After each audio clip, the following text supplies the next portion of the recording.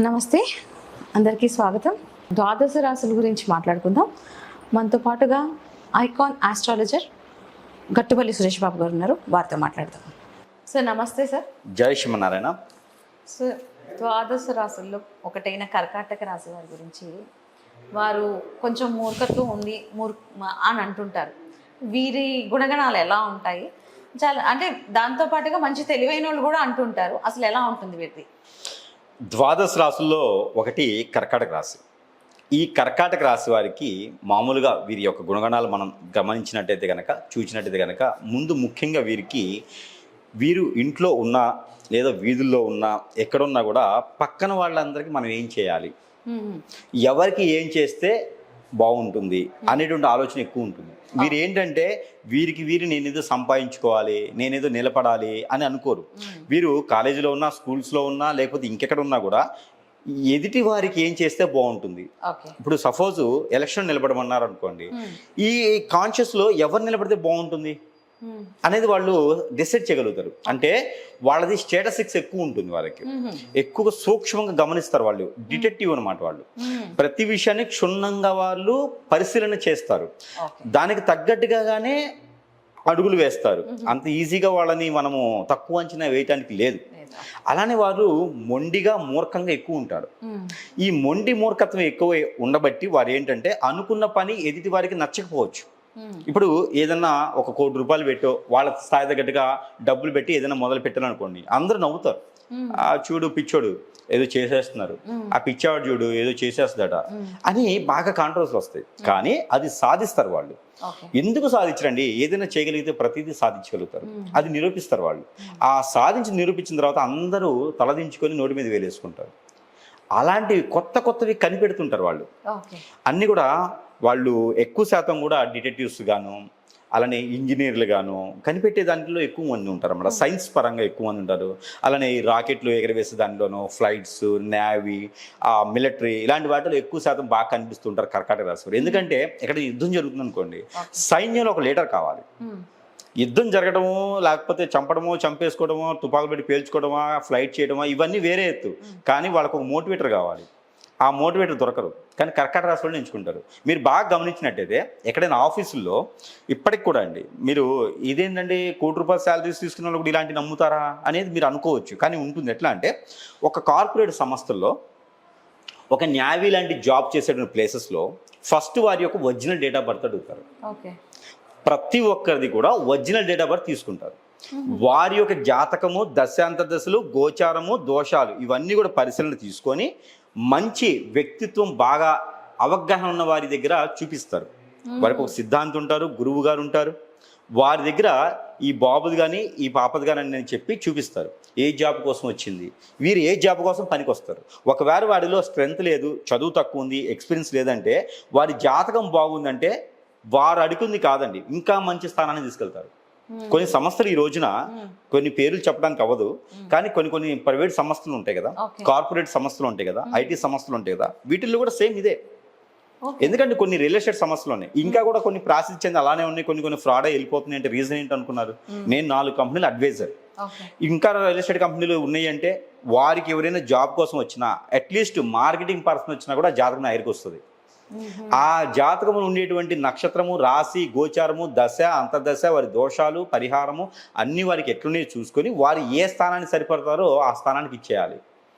అప్పుడే కదా company develop అవుతుంది. ఇప్పుడు ఎవరినో తీసుకొచ్చి కూర్చోబెడితే ఉపయోగం ఏముంది? కరెక్టే కదా. ఇప్పుడు రాముల వారి కోసం 14 ఏళ్ళు భరతులు వారు పాలించలేక కాదు, కుర్చీలో చెప్పులు రాజ్యం వెళ్ళినాయి. అంటే రాముల వారి సైతం వచ్చినాక ఉంచాలనే కదా. అక్కడ ఆ స్థానానికి సరిపడా వ్యక్తి ఎవరంటే రామచంద్ర ప్రభు మాత్రమే. అలానే ఒక జాతకం మనకి పరిశీలన చేసినప్పుడు ఏ రాశి వారైతే ఈ స్థానానికి సరిపోతాడు, ఏ రాశి వారైతే సాధించగలుగుతారు, ఇవన్నీ కూడా ఉంటాయన్నమాట. ప్రతి ఒక్కరు గ్రహించుకోవాలి ఇవన్నీ. అలానే ఈ కర్కాటక రాశి వారికి మంచి స్థానము, స్థాయి కల్పించే విధంలోనే జాబ్స్ ఉంటాయి. ఇప్పుడు ఒక కంపెనీ ఉంటుంది, ఒక 1000 మంది ఎంప్లాయీస్ ఉన్నారు. ఈ 1000 మంది పైన ఎవరు ఉంటారంటే HR ఉంటారు. ఈ హెచ్ఆర్ స్థానంలో ఎవరు ఉంటారంటే కర్కాటక రాశి వారు. ఓకే. ఇలాగా ఈ రకమైనటువంటి స్థితిగతులు ఎవరి చేత ఎలాంటి పని చేపిస్తే కంపెనీకి మనకి మేలుగా ఉంటుంది అది కర్కాటక రాశి వాళ్ళు ఒక్కరే డిసైడ్ చేయగలుగుతారు. ఒక సినిమా తీయగలిగితే ఒక డైరెక్టర్ చెప్తాడు మీరు ఈ క్యారెక్టర్కే సరిపోతారు, మీరు ఈ క్యారెక్టరే చేయాలి.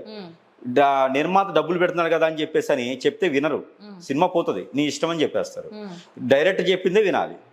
డబ్బులు పెట్టాడు కదా అని చెప్పేసి నిర్మాత విన్నారనుకోండి నెత్తిన కొట్టేసుకోండి. ఈ డైరెక్టర్ స్థానంలో ఎవరు ఉంటారంటే కర్కాటక రాశి వారు. కాబట్టి స్థాయి ఆ పొజిషన్ లో ఉంటుంది అనేది ఖచ్చితంగా తీసుకోవచ్చు. ఒక స్టార్టప్ కంపెనీ ఉంది, దాంట్లో కర్కాటక రాశి వారు ఒక స్థానంలో ఉన్నారంటే వారికి పేరు వస్తుంది, ప్రఖ్యాత వస్తుంది, హోదా వస్తుంది. వారొక్కరికే కాదు, వారితో పాటు సమస్త మొత్తానికి వస్తుంది, కంపెనీకి వస్తుంది. ఆ బ్రాంచ్ కూడా మంచి స్థానంలోకి వెళ్ళిపోతుంది. కాబట్టి అలాంటి కర్కాటక రాశి వారికి ఈ మొండి వైఖరి ఉంటే మాత్రమే అవుతుంది. చాలా మంది ఇంత మొండోడు, ఇంత మొండి ఆవిడే, వీరు ఏం చేస్తుంది, చెప్పిన మాట వినరు, వీరు ఏమైపోతారో అని భయం ఉంటుంది. కానీ వారికన్నా ఎవరు సాధించలేరు. ఎవరైనా సాధించారంటే వీరి సలహాలతోనే. కాబట్టి కర్కాటక రాశి వారు అంత గొప్ప వ్యక్తులు, అంత విశేషమైనటువంటి వ్యక్తిత్వం ఉంటుంది. వారిలో స్వార్థం ఉండదు, నిస్వార్థంగా చేసుకుంటూ వెళ్ళిపోతూ ఉంటారు. వారిలో గుణగణాలు కూడా ఎట్లా ఉంటాయి అంటే కనుక ఏదో చేసేద్దాంలే, మసిబుసి మారడికే చేద్దాంలే, మోసం చేద్దాము, అబద్ధం ఆడదాము, ఇలాంటి వారి దగ్గర చూడలేం మనం. వారి చుట్టుపక్కల ఉన్నటువంటి సైన్యం కూడా, వారి చుట్టుపక్కల ఫ్రెండ్స్ కూడా ఎవరు అలాంటి వారు ఉన్నారంటే చెప్పబెట్టుకుని పక్క వచ్చేస్తారు. వాడిని చేయొద్దు అని చెప్పరు, వీడు పక్క వచ్చేస్తారు. వాడి కర్మది అని చెప్పి వాడి సలహాలు కూడా ఇయ్యరు, పక్క వచ్చేస్తారు. అంత వ్యక్తిత్వం అన్నమాట.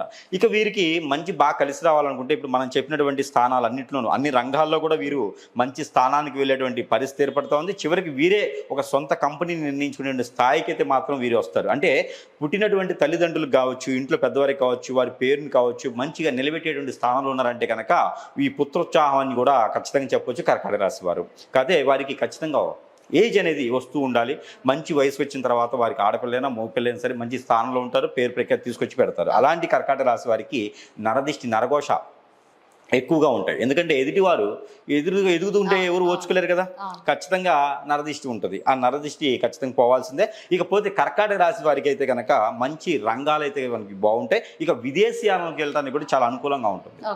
ఇక వీరికి పుట్టుతుందోనే పితృదోషాలు ఏర్పడతా ఉంటాయి. కొన్ని జాతకాలు అయితే కనుక నక్షత్ర ప్రకారంగా చూపించుకున్నట్టయితే కనుక ఇది ఓవరాల్గా వస్తుందా అని కాదు, మ్యాక్సిమం 70% అయితే వీరికి పితృదోషాలు ఉంటాయి. రెండోది ఏంటంటే పెద్దవారు చేసినటువంటి కర్మలు కావచ్చు, అంతకన్నా పెద్దవారు చేసినటువంటి క్రియలు కావచ్చు, ఏదైనా దానాలు ధర్మాలు చేయడం మర్చిపోయొచ్చు, ఎవరైనా ప్రమాణాలు చేసి ఉండొచ్చు, ఇవన్నీ కూడా వీరికి కాలసర్పదోషం కింద కూడా కొంతవరకు వీరికి వస్తాయి. ఇక ఏంటంటే ఎక్కువ స్ట్రెస్ అయ్యేదానికి, ఎప్పుడు కోపడతారో, ఎప్పుడు ఆనందంగా ఉంటారో, ఎప్పుడు మంచిగా ఉంటారో, ఎప్పుడు మాట్లాడతారో, ఎప్పుడు సుఖంగా ఉంటారో అనేది తెలియదు. ఇక వీరికి లవ్ ఉంటుంది కానీ సక్సెస్ అనేది 30% మాత్రమే ఉంటుంది. కానీ లవ్ అనేది వీరికి ముందుకు వెళ్ళడం కొంచెం కష్టం, 30% మాత్రమే ఉంటుంది. కానీ మొండిగా ముందుకు వెళ్ళడానికి ప్రయత్నం చేస్తారు. అక్కడ ఇంకా వద్దు, దీని వలన మన ఇంట్లో వాళ్ళకి కానీ మనకు సంబంధించిన పేరు వస్తుంది, దీనివల్ల నష్టపోతున్నాం అంటే వదిలేస్తారు. దానికి మించి ముందుకెళ్ళేదానికైతే వీరికి పెద్దగా ఆలోచించేదానికైతే ఏముండదు. ఆలోచించిన తర్వాతే నిర్ణయం తీసుకుంటారు. దీంతో పాటు వీరు పెళ్లి చేసుకోవాలనుకుంటారు. పెళ్లి చేసుకోవాలనుకుంటే కనుక వీరు 22 సంవత్సరాల తర్వాత విదేశానికి వెళ్తారు. ప్రయత్నం చేసుకుంటే చదువుకోవడానికి కానీ, జాబ్ కోసం కానీ, సెటిల్ అవడానికి కానీ 22 సంవత్సరాల తర్వాత ప్రయత్నం చేయాలి, స్త్రీ పురుషులు ఇరువురు కూడా.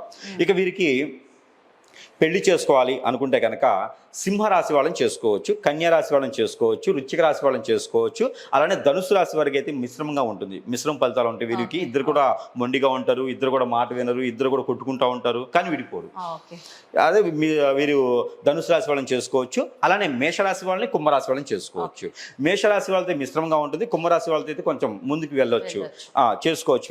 వీళ్ళకి మధ్యన బిజినెస్ కానీ అన్ని ఉండేదాన్ని, పార్ట్నర్షిప్ వ్యాపారాలు కానీ ఇవన్నీ కూడా కొంచెం బాగానే ఉంటాయి. మేషరాశి వారికి, కుంభరాశి వాళ్ళతో పార్ట్నర్షిప్ వ్యాపారాలు కూడా చేసుకోవచ్చు. వీళ్ళతో మంచి ఫ్రెండ్లీగా ముందుకు వెళ్తూ ఉంటారు. వీరితో సలహాలు చేర్చుకుంటే కనుక వీరికి ముందుకెళ్ళడానికి ఎక్కువ అవకాశాలు ఉన్నాయి. ఇక వీరికి రాజకీయ రంగం, సినీ రంగంలో ప్రయత్నం చేస్తే వీరు మంచి స్థానానికి వెళ్తారు, మంచి స్థాయికి వెళ్తారు, మంచి పదవులు వస్తాయి. దాని ద్వారా వీరికి కాన్షియన్స్లో కూడా మంచి పేరు ప్రఖ్యాత వచ్చేలాగైతే కనిపిస్తుంది. దాంతోపాటు శత్రుత్వం కూడా వీరికి పెరిగేటువంటి అవకాశం వీరికి ఉంది. ఇకపోతే వీరికి దశలు కలిసి వచ్చేటువంటి దశలు, కర్కాటక రాశి వారికి కుజుని యొక్క దశ బాగా కలిసి వస్తుంది, గురి యొక్క దశ బాగా కలిసి వస్తుంది. అలానే రవి దశ కూడా కొంతమేర వీరికి మిశ్రమంగా కనిపిస్తూ ఉంటుంది. ఇక మీకు బాగా కలిసి వచ్చే దశ ఏంటంటే కనుక శుక్రుడు. ఈ శుక్రుని యొక్క దశ వీరికి అద్భుతంగా కలిసి వస్తుంది. శుక్రుని దశలో వీరికి పెళ్ళి అవ్వచ్చు, శుక్రుని దశలో వీరికి పిల్లలు పుట్టవచ్చు, శుక్రుని దశలో వీరు ఒక 5-6 అపార్ట్మెంట్లు కట్టుకుని రెంట్ తీసుకుంటూ కూర్చొని తినొచ్చు. అంటే వీళ్ళకి ఏ వయసులో మ్యారేజ్ అవుతుంది?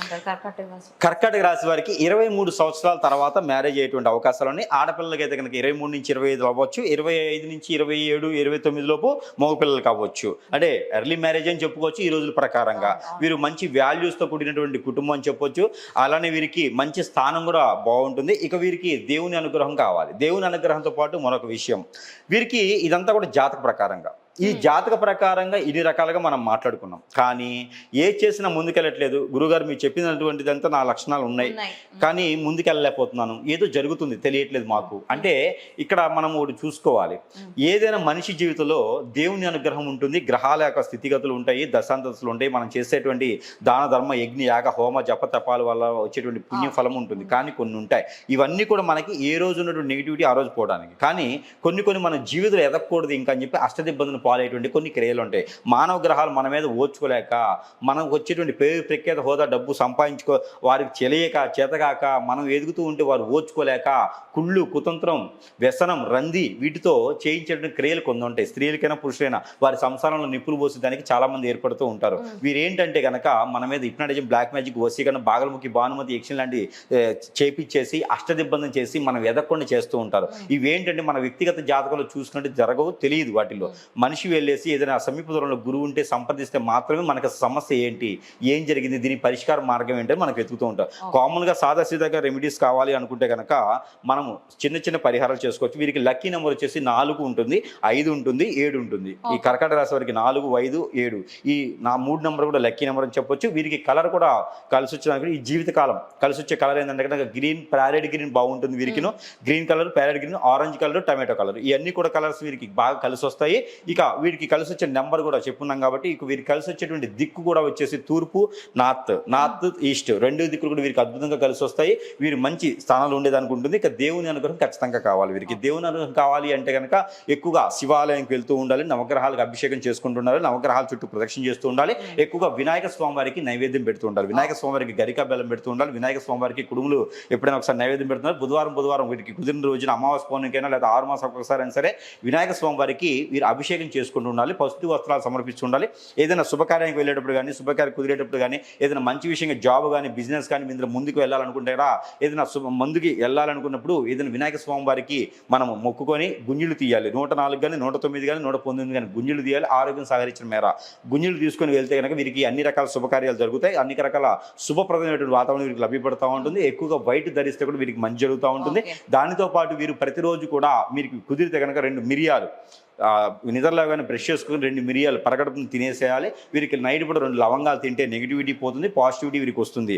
ఏదైనా సరే వినాయక స్వామి వారిని వీరు కొలుచుకుంటూ ఉండాలి. వీరి యొక్క నక్షత్ర దైవం అలానే వీరికి రాశి దైవం వచ్చేసి వినాయక స్వామి కాబట్టి అలాంటి వినాయక స్వామి వారు ఎక్కువ కొలుచుకుంటూ ఉండాలి. వీరు నవగ్రహాల చుట్టూ తిరిగినా కూడా వీరికి మంచి జరిగేదానికి అవకాశం ఉంటుంది. ఎవరైనా ఎప్పుడైనా సరే నెగిటివిటీ ఉంది, నా మీద నరదిష్టి ఉందంటే వినాయక స్వామి వారి దగ్గరికి వెళ్ళి గుంజులు తీయాలి, లేదా నమస్కారం పెట్టుకోవాలి, పట్టు వస్త్రాలు సమర్పించుకోవాలి, అభిషేకం చేసుకున్నా సరిపోతుంది. పంచామృత అభిషేకం చేసుకుంటే చాలా మంచి జరుగుతుంది ఉంటుంది.